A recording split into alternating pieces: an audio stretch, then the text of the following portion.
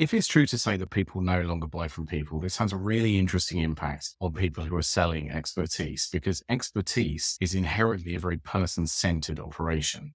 If you take a business where the senior management team are millennials and they're used to kind of buying in a way that rather than having to negotiate access to a resource they need to build a business, they behave much more like B2C consumers in that they will go and find those resources and bring them into the business. That leads to a commoditization. Everybody wants to push prices down and suppliers will kind of react and allow that to happen. But in order to do that, you have to remove expertise.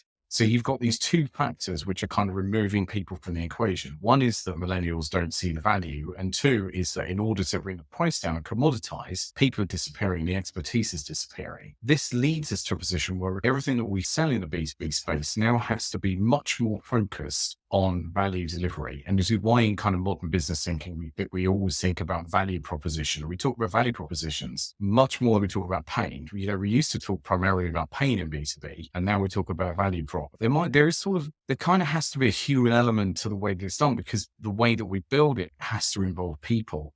But expertise has gone. It really is just, can you deliver this?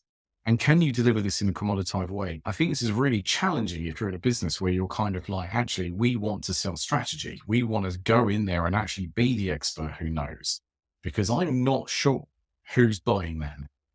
In a B2B world where millennials are in senior management teams, what does that actually mean for selling expertise? I think largely, unless you're selling delivery focused on a strong value proposition, you've got nothing.